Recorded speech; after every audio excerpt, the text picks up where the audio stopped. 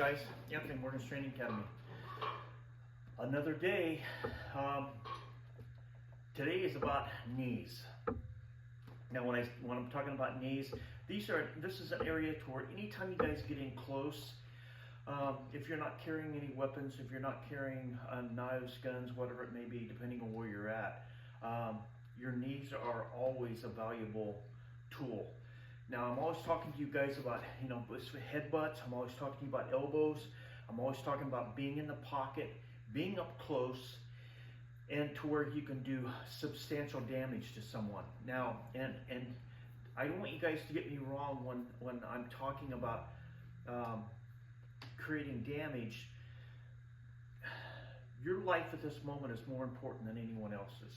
So if somebody is threatening you, or somebody is trying to rob you, your life is more important at that point. So you need to learn how to defend yourself and be able to take care of you. It might be your wife, it might be your girlfriend, it might be your boyfriend, depending on who's around you. You need to learn how to take care of them. Not only taking care of yourself, but if you can't take care of yourself, you definitely can't take care of maybe your elderly parents. You can't take care of your wife. You can't take care of your kids. So in all these points, a lot of the stuff that I'm showing you guys and talking about is things that you guys can work on by yourself. Not everyone, as I say, has a studio like I have.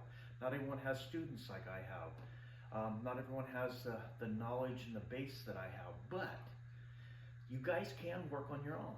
And so looking at knees, I'm going to take you through just a few examples. Okay, the first one of which is called a spike.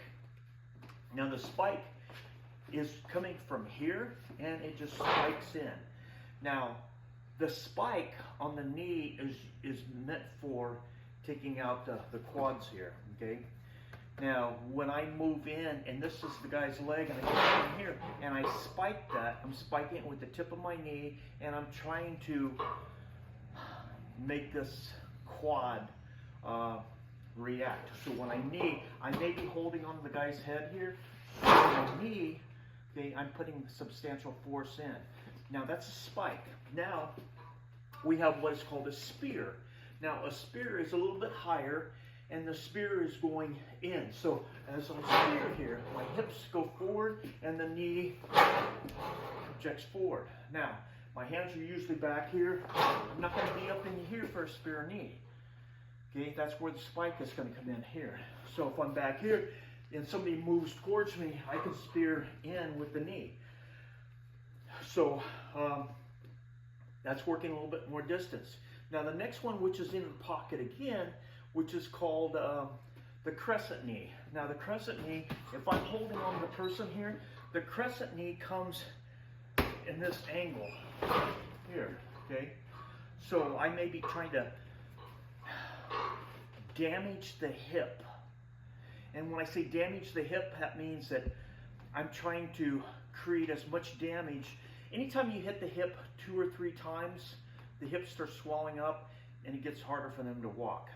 Okay, so if it makes it harder for them to walk, they're not going to be able to chase you as much. It's like when I start tie kicking the quad here. After about 3 good hard kicks, the guy's not going to be as able to chase you down. But there it is. It's pinpointing. So on the crescent knee, I'm here, and hitting. I'm hitting with the side of the knee here. Okay. That's the crescent knee. Now, the fourth one is a rising knee. Okay. Now, a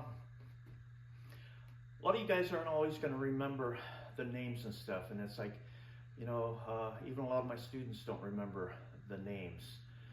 But as long as you can remember the technique and work the technique. A rising knee is if this is the person's head and I bend him down, okay, I'm going to come up and knee underneath the head. I may have him bent over on the floor and I bring the knee up, okay. So the knee is a rising knee here, okay.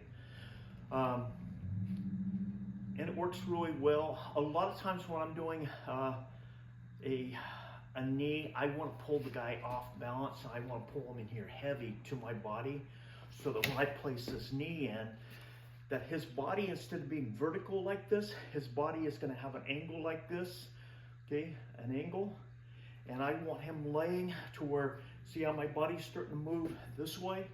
I'm forming the same way his body's moving. So when I place this knee in, it may be going to the growing area, it may be going to the inside of the thigh. It's just attaching and driving this. After I do that, usually I'm just going to take him to the ground. I'm just going to continue to force his head right into the mat. So knees, work them a lot. You know, when you're, you know, and if you don't have anyone that you're training with, you know, as I tell you guys all the time, you know, I love building equipment, okay? And, you know, I like having the heavy bags. You don't have to have a heavy bag. Take a 4x4 and wrap it with carpet pad. And this is one thing that Cijo, you know, taught me, you know, years and years ago. Pads are really easy to make. I mean, if you guys can sew at all, if you have a sewing machine or you have access to a sewing machine, or even if you're hand stitching, take carpet pad, wrap it around a 4x4. Preferably, a fence post would work better. You can buy them at any farm and garden store. But just get the round post, and then go and pick up some carpet foam. It's like 1/2 inch thick, and then just make your rounds around that. Maybe, you know, 10, 12 rounds, and it'll get pretty good size. It'll get like this banana bag here. And then a base, you could just take 2x4s like you do on a Christmas tree. Take 2x4s and go this way and across this way, and that'll give you a good base. So you can actually hold on to that and then start working your knees. But you know, if you don't use them and work them all the time, you're not going to work them in a situation to where somebody's in your face. It has to become second nature. So anyway, that's all I have for today. Just a little tips on knees. Okay, so you've got knees, you've got elbows, you've got headbutts. Okay, you've got shoulders. Okay, every part of your body should become a tool. And if they get in too close, you may hip bump them. Okay, I may shoulder you. I may forearm slam here. Okay, bang here. All right. So try to think about that. Every weapon, I step on the guy's feet all the time. When my guys are in here training, there's very seldom ever that when they move in that I don't step on their feet. Why do I step on their feet? Because now I'm disrupting their base. They can't get away, and usually try to step out. When they step out, usually I take them down for a throw. But anyway, we're getting into another video. But anyway, thank you guys for all your comments. Thank you for sharing my videos, and I look forward to, you know, continuing to provide you guys with some good information. So until that, I will see you guys tomorrow.